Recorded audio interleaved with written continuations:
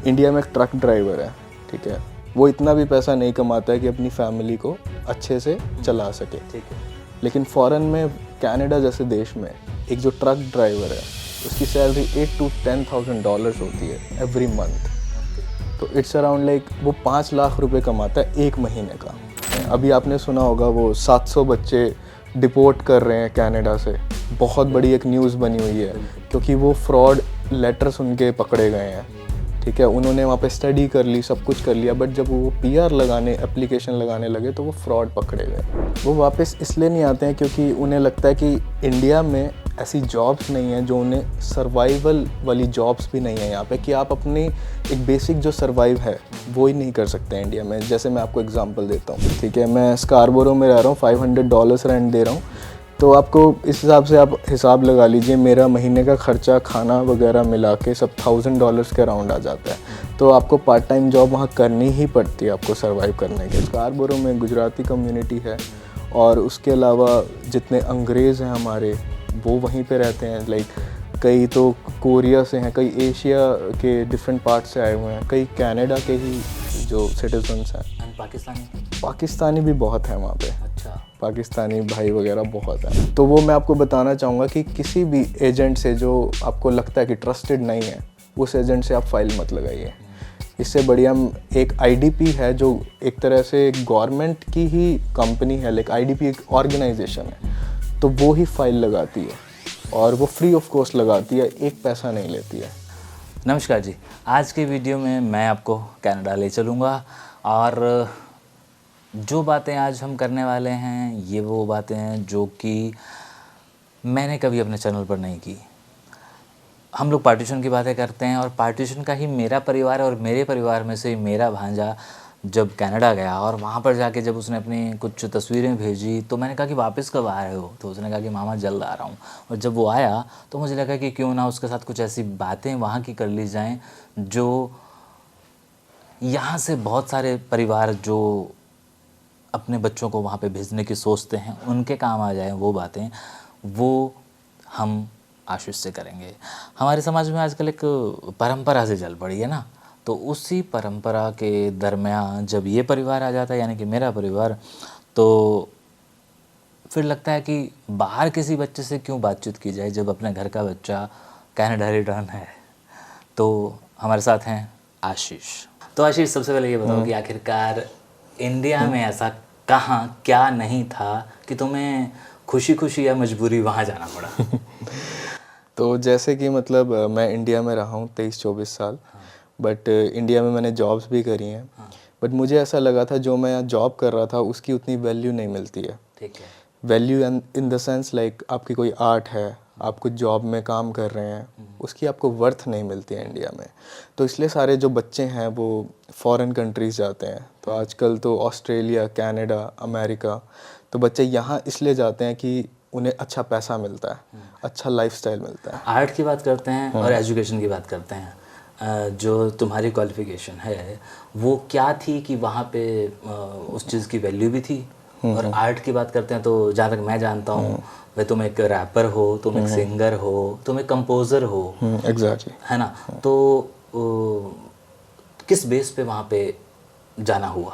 सच बताऊँ तो मेरा कभी कुछ प्लान नहीं था जाने का। वैसे सारे यही कहते हैं। हाँ जी। तो फिर ये सच तो है? ये सच है। अच्छा। मेरा कोविड के बाद, लॉकडाउन के बाद जैसे थोड़ा पेरेंट्स ने बोलना चालू किया कि इंडिया में तो क्या ही है यहाँ अच्छा, पे। यहाँ कुछ उल्टा हो रहा है। सॉरी, मैं बार बार चीज़ों को इसलिए भी कर रहा हूँ, मेरे घर का इंटरव्यू है। तुमने कहा कि पेरेंट्स ने कहा, जनरली मैंने देखा है लोगों को बच्चे माँ बाप को फोर्स करते हैं। नहीं, मेरा कभी प्लान नहीं था इंडिया छोड़ के जाने का।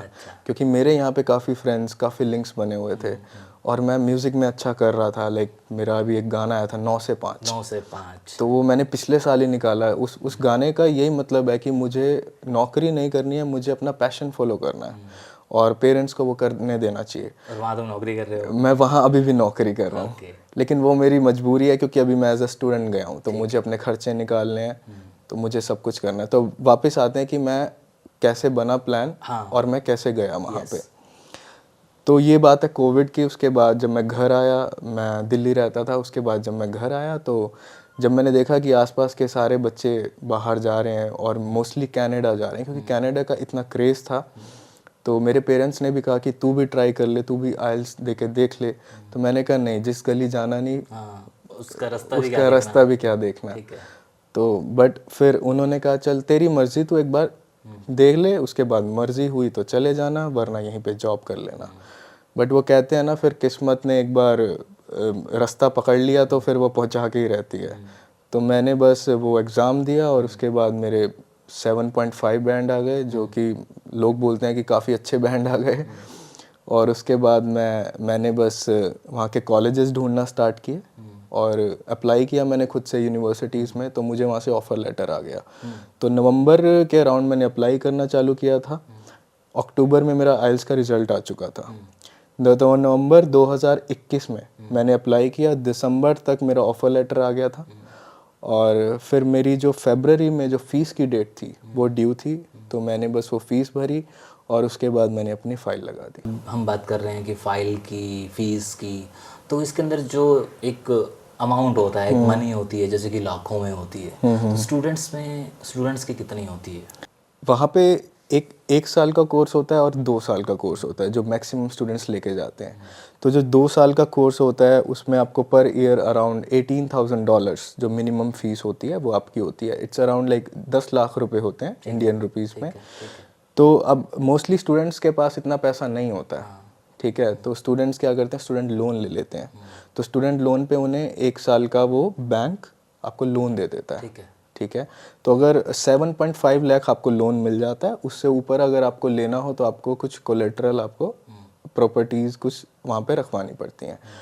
तो फिर मैं बैंक गया, मैंने पता किया, तो मैंने भी ऐसे ही लोन लिया। और तो आप मान के चलिए 2 साल का आपका कुछ खर्चा 20 लाख रुपए पढ़ाई का, एटलीस्ट मैं आपको बता रहा हूँ।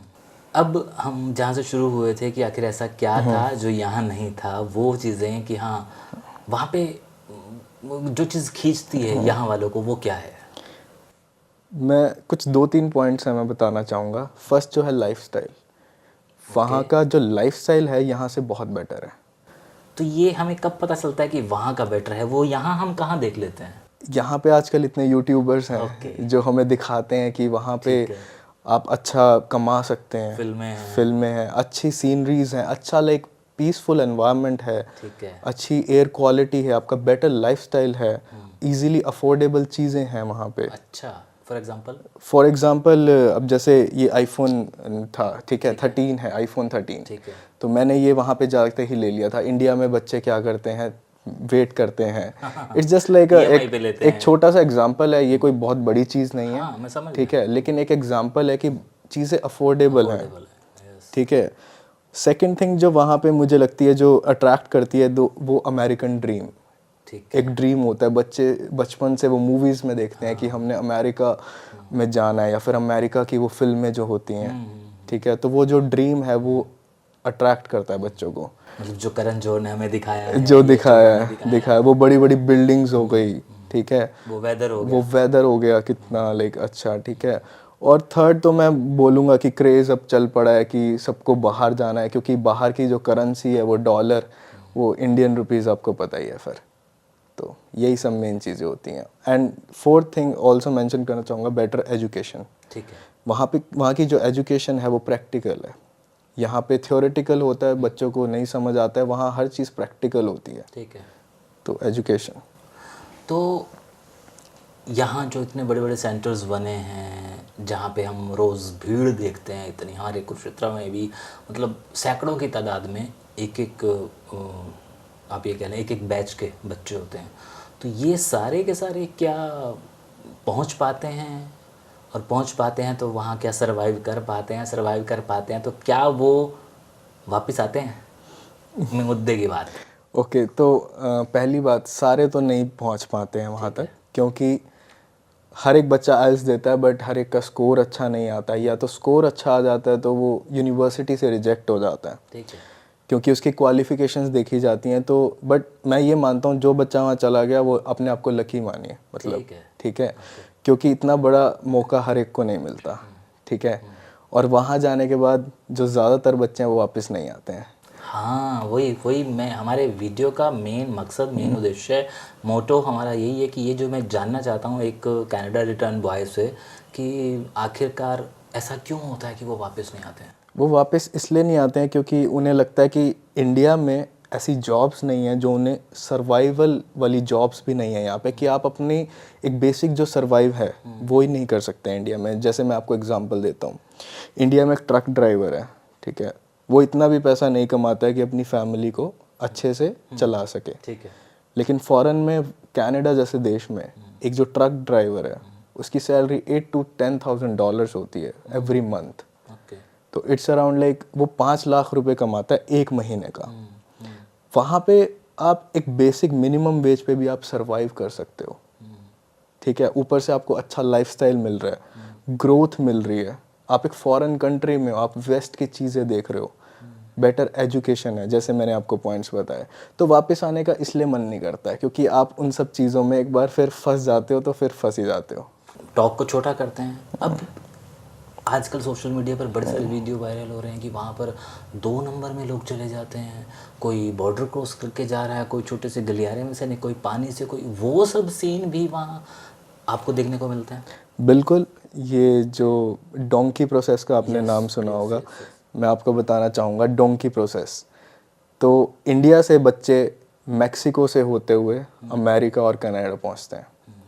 तो यहाँ पे क्या होता है कि मैं बिल्कुल कहना चाहूँगा कि इन चीज़ों में मत पड़िए, क्योंकि ये एजेंट्स होते हैं जो आपसे पैसे लूटने के लिए या आपको इन प्रोसेस में फंसाते हैं। आप जाना है तो अपना लाइक ऑथेंटिक प्रोसेस से जाइए, बिल्कुल जो नेचुरल, जो लाइक राइट प्रोसेस है उससे जाइए, स्टडी बेस पे जाइए। तो इसमें क्या होता है, बच्चे यहाँ से 30-30, 40-40 लाख रुपए देते हैं एजेंट को, एंड वो उन्हें डोंकी प्रोसेस के ज़रिए मैक्सिको के थ्रू उन्हें अमेरिका भेजते हैं या कनाडा भेजते हैं। बहुत रिस्की होता है, 5-5 दिन लोग जंगलों में रहते हैं। और वहाँ पे जो आपका एजेंट होता है, अगर उसको लगता है कि आप वहाँ पे नहीं चल पा रहे हैं, सरवाइव नहीं कर पा रहे हैं, तो आपके साथ कुछ भी कर सकता है, क्योंकि उनको अपने ऊपर, वो नहीं चाहते कि आपका कुछ भी बात उनके ऊपर आए। तो बहुत रिस्की प्रोसेस है। और बिल्कुल अगर आपने जाना है, स्टडी बेस पे जाइए, आप वर्क परमिट पे जाइए, इतने सारे आजकल रास्ते हैं जाने के, तो वही बेटर है। बॉयज़ एंड गर्ल्स, ये दो, मतलब वहाँ पे बड़े बुजुर्ग तो इन्हीं के बेस पे जाते हैं ना, या तो इनके साथ चले जाते हैं या वो मैरिड। बट ये जो बॉयज़ एंड गर्ल्स जाते हैं, इनके बीच के अंदर वहाँ की पब्लिक या वहाँ की गवर्नमेंट कुछ भेदभाव रखते हैं, कुछ डिफरेंसेस, वो क्या है? नहीं, ऐसा कुछ नहीं है कि लड़कियों के साथ अच्छे व्यवहार नहीं होते हैं, बल्कि जो ये फॉरेन कंट्रीज़ हैं यहाँ पे, तो लड़कियों के साथ बहुत अच्छा व्यवहार होता है। वो रात, इतनी फ्रीडम है वहाँ लड़कियों को कि वो रात को भी अकेली ट्रैवल करती हैं वहाँ पे। मैंने खुद देखा है, मैं बस में ट्रैवल करता हूँ, रात को 2-2, 3-3 बजे तक लड़कियाँ ट्रैवल कर रही हैं। और लड़कियों के लिए इतनी सेफ्टी है वहाँ पे, सिक्योरिटी है। हाँ, कुछ जगहें होती हैं, जैसे रात को अगर सबवे स्टेशंस हैं, आप वहाँ पे अकेले मत जाइएगा, क्योंकि वहाँ पे होमलेस पीपल होते हैं and they can attack you, वो आप पे अटैक कर सकते हैं, ठीक है। बट वहाँ पे कोई ऐसा रेसिज्म का कोई ऐसा मामला नहीं है। बहुत पहले हुआ करता था कि भेदभाव करते थे, बट अब ऐसा कुछ नहीं है। अब काफ़ी ग्रो हो चुके हैं, और ये एक वर्ल्ड वाइड लाइक एक रूल निकाल दिया कि रेसिज्म कहीं भी अलाउड नहीं है। आप कहाँ हैं, कौन से शहर में हैं? मैं फ़िलहाल स्कारबोरो में रहता हूँ, एंड ये टोरंटो में ही है। सो टोरंटो जो डाउनटाउन है उसके पास ही ये शहर है। तो यहाँ क्या सारे इंडियंस हैं? मोस्टली मैं ये नहीं कहूँगा कि सारे इंडियंस हैं, बट हाँ, यहाँ पे गुजराती जो कम्युनिटी है वो है। हाँ, मतलब हैं इंडियंस हैं, इंडिया की अलग अलग कम्युनिटीज़ हैं, तो वो हैं। स्कारबोरो में गुजराती कम्युनिटी है, और उसके अलावा जितने अंग्रेज़ हैं हमारे, वो वहीं पे रहते हैं। लाइक कई तो कोरिया से हैं, कई एशिया के डिफरेंट पार्ट से आए हुए हैं, कई कनाडा के ही जो सिटीजन्स हैं। एंड पाकिस्तानी भी बहुत हैं वहाँ पे। अच्छा।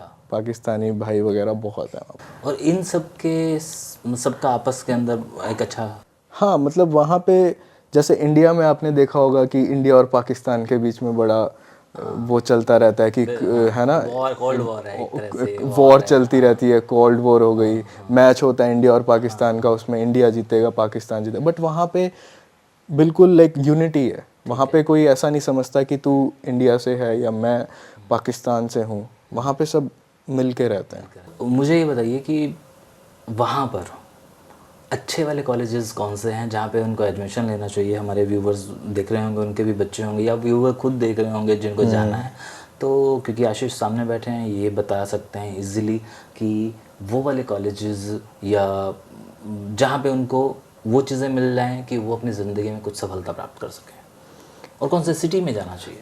ठीक है, तो जो मोस्टली जो बच्चे हैं वो 2 ही सिटीज़ में जाते हैं, 2 या 3 सिटीज़ में। फर्स्ट टोरंटो, सेकंड वैंकूवर, और थर्ड लोग जाते हैं कैलगरी में। कैलगरी अल्बर्टा एक स्टेट है, वहाँ पे। तो जो टोरंटो शहर है वो बहुत फेमस है, जैसे आपको पता है, क्योंकि वहाँ पे एक एरिया है ब्रैम्पटन, वहाँ पे सारे पंजाबीज रहते हैं, ठीक है। आपको वहाँ पे पंजाबी खाना वगैरह मिलता है। तो जो टोरंटो शहर है उसके अराउंड लाइक इर्द गिर्द अच्छे कॉलेजेस हैं, जैसे कि लैम्पटन कॉलेज जिसमें मैं पढ़ रहा हूँ, ठीक है, और सेंटेनियल कॉलेज हो गया, ठीक है, कैनाडोर कॉलेज है, फैंशवे कॉलेज है, ठीक है। तो ये कुछ कॉलेजेस हैं जिसमें मैं लाइक चाहूँगा कि बच्चे एडमिशन ले। एक शेरिडन कॉलेज है, वो भी काफ़ी अच्छा है। तो मेरे पास 2 कॉलेज से ऑफ़र लेटर्स थे, मेरे पास शेरिडन और लैम्पटन से ऑफ़र था, तो मैंने लैम्पटन कॉलेज में एडमिशन लिया। और इनकी फ़ीस कितनी है? इनकी फ़ीस आपको पर ईयर की आपको अराउंड $18,000 आपको पड़ेगी, $18,000 to $19,000, तो आपको like around 10 to 11 lakhs per year. और फाइल फुलफ़िल करने का जो प्रोसीजर है वो डायरेक्ट है या थ्रू एजेंट है या क्या है? तो जो अब जैसे जो अभी इंडिया से इतने बच्चे जा रहे हैं, अभी जैसे कई बच्चे गांव से जाते हैं तो उन्हें पता नहीं होता है कि हम फाइल करें कैसे, ठीक है, और ऐसे ही बच्चे फ्रॉड में पड़ जाते हैं। अभी आपने सुना होगा वो 700 बच्चे डिपोर्ट कर रहे हैं कनाडा से, बहुत बड़ी एक न्यूज़ बनी हुई है, क्योंकि वो फ्रॉड लेटर्स उनके पकड़े गए हैं, ठीक है। उन्होंने वहाँ पे स्टडी कर ली, सब कुछ कर लिया, बट जब वो PR लगाने एप्लीकेशन लगाने लगे तो वो फ्रॉड पकड़े गए। तो वो मैं आपको बताना चाहूँगा कि किसी भी एजेंट से जो आपको लगता है कि ट्रस्टेड नहीं है, उस एजेंट से आप फाइल मत लगाइए। इससे बढ़िया एक IDP है जो एक तरह से गवर्नमेंट की ही कंपनी है, लाइक IDP एक ऑर्गेनाइजेशन है, तो वो ही फाइल लगाती है और वो फ्री ऑफ कॉस्ट लगाती है, एक पैसा नहीं लेती है। तो यहाँ जो इंडिया में डिफरेंट सिटीज़ में ये बड़े बड़े सेंटर्स बने हुए हैं, इनको फिल्टर कैसे किया जाए कि ये फ्रॉड है, ये ओरिजिनल है, ये वेरीफाइड है, तो कैसे? आप गूगल पे जाइए, गूगल पे जैसे IDP जैसे मैंने आपको बताया, ठीक है, तो IDP आप उनकी वेबसाइट चेक करिए, ठीक है। आप ऐसे ही किसी के कहने पे कि ये एजेंट है, मेरा एजेंट है, आप उनके भरोसा मत करिए।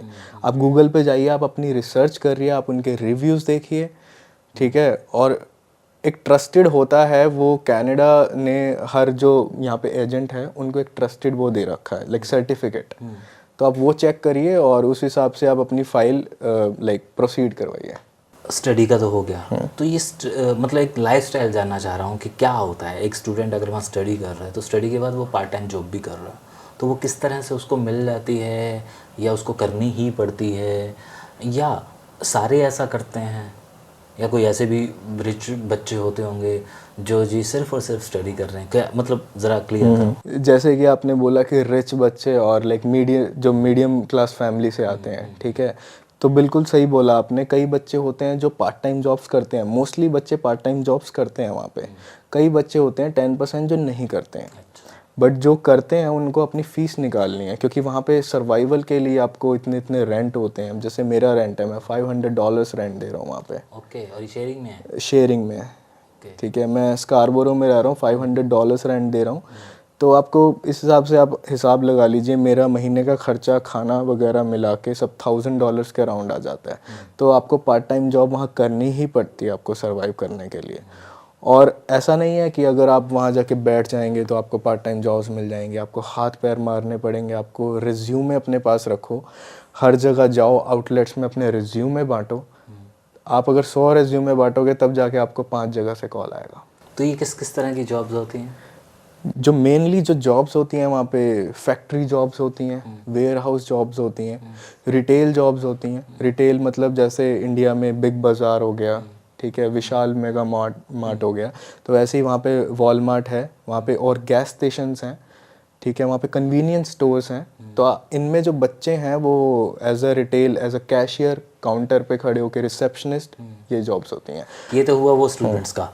जो एक्चुअली स्टूडेंट बन के गए हैं और पार्ट टाइम जॉब्स कर और जो मैं एक बताना चाहूँगा, इसमें एक और मेन जॉब है जो बच्चे आजकल बहुत कर रहे हैं, वो सिक्योरिटी की जॉब। ओके। तो बच्चे वहाँ पे जाते हैं, जैसे बिल्डिंग्स में सिक्योरिटी चाहिए होती है, गार्ड।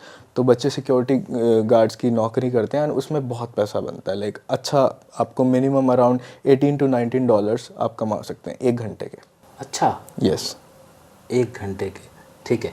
तो ये तो हुआ वो जो बच्चे एक्चुअली यहाँ से स्टूडेंट बन के जाते हैं और पार्ट टाइम जॉब करते हैं क्योंकि उनको सर्वाइव करना है।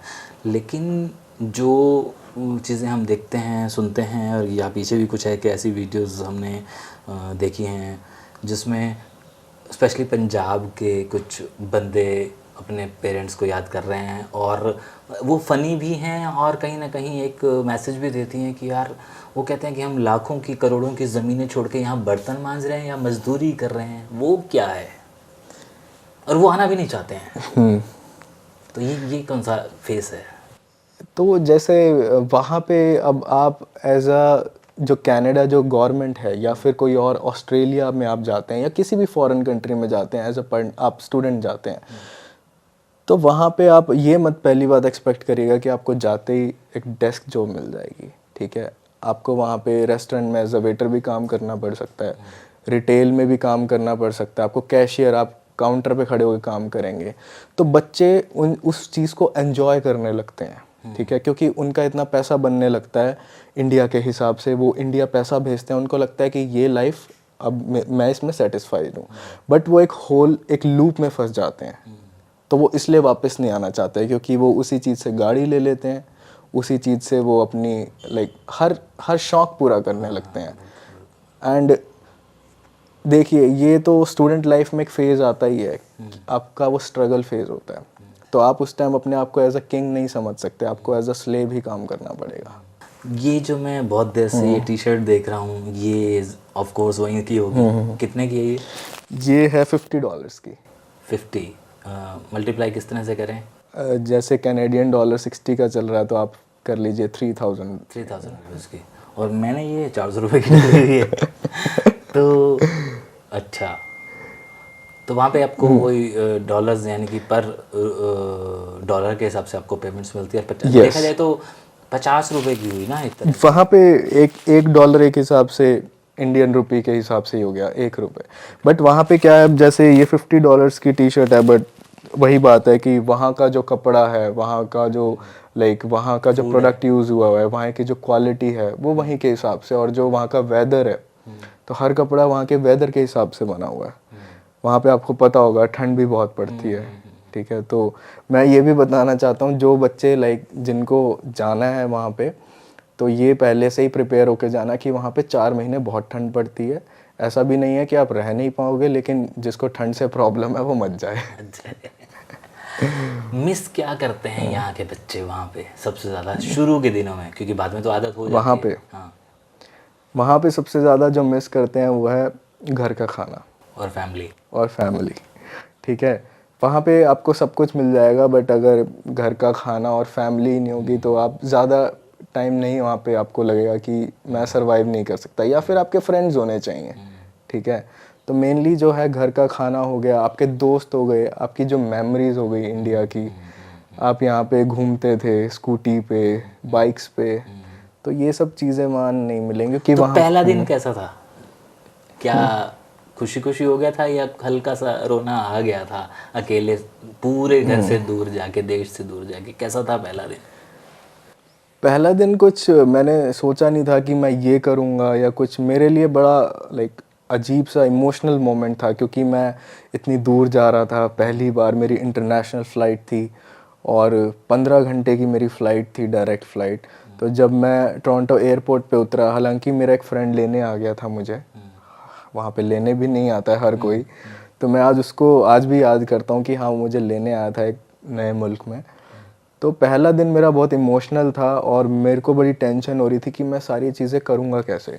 बट वही बात है, जब कुछ सोच के आए थे तो वो चीज़ें अपने आप होती रही और भगवान ने साथ दिया और सब हो गया।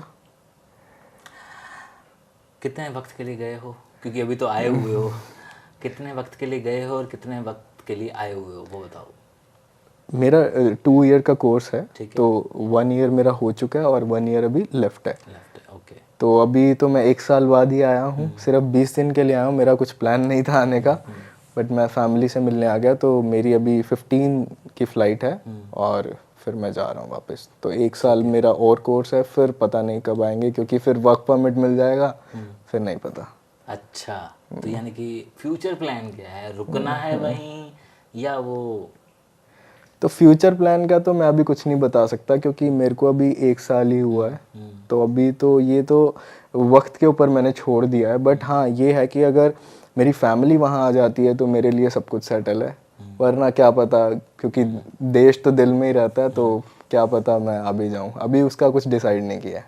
चलो, और जो हमारी ये वाली ऑडियंस बैठी है, इनको अगर कोई, इनमें से अगर कोई जाना चाहता है, इन्हें कुछ मैसेज देना चाहते हो तो वो बताओ। और वो भी बताओ जो मैं नहीं पूछ पाया, क्योंकि जो मैं वीडियोस करता हूँ वो इस तरह के नहीं होते हैं। लेकिन ये मेरा एक्चुअली घर का वीडियो है, क्योंकि आशीष भांजा है मेरा, तो ये परसों जा रहा है, तो मुझे लगा कि चलो इसके साथ बैठ के कुछ इसके एक्सपीरियंस शेयर कर लूँ और कुछ अपने व्यूवर्स को भी बता दूँ, क्योंकि मेरे भी बड़े सारे मुल्कों में व्यूवर्स हैं, तो उन्हें भी पता चल रहा है कि हाँ, अगर वो जाना चाहते हैं तो आशीष वहाँ है। आशीष, ऑडियंस को।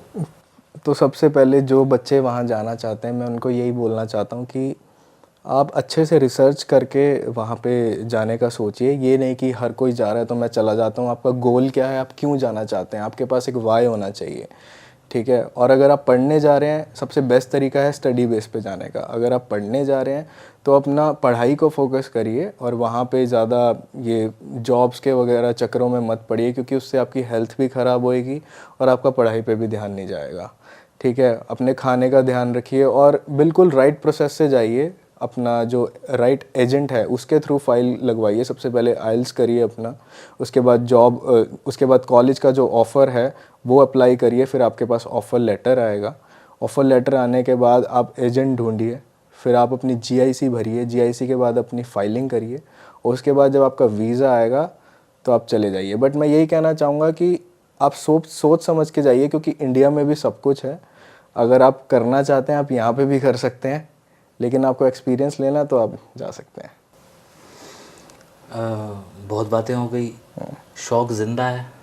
बिल्कुल, शौक कैसे मर सकता है। 9 से 5 के बाद क्या प्लान है? अभी जैसे मैंने बताया, इन्होंने भी बताया कि मैं एक रैपर हूँ, तो मेरा एक गाना आया था पिछले साल 9 से 5। 9 से 5 मैं वो सुनना भी चाहूँगा थोड़ा सा।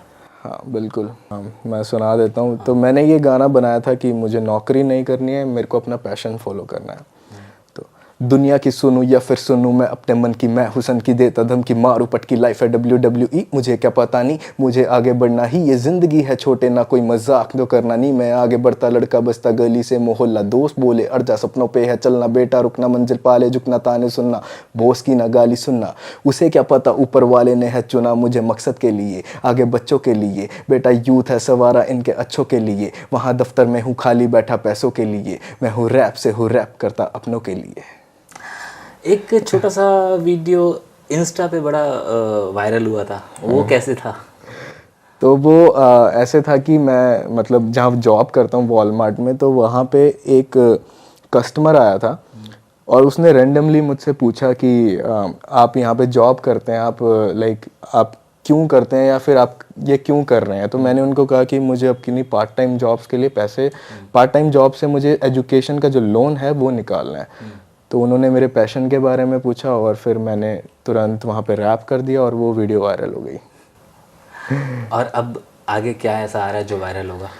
अभी बहुत जल्दी 1-2 महीने के अंदर, नेक्स्ट मंथ या होपफुली उससे नेक्स्ट मंथ, मेरा एक जो ट्रैक आ रहा है वो जितने भी वहाँ इंटरनेशनल स्टूडेंट्स हैं उनके लिए, जितनी भी उनकी जो स्टोरी होती है, कैसे बच्चे वहाँ जाते हैं, वहाँ क्या क्या चीज़ें फेस करते हैं, तो उनके ऊपर मैंने एक ट्रैक बनाया। तो आप सब रिलेट करेंगे उससे, मुझे लगता है।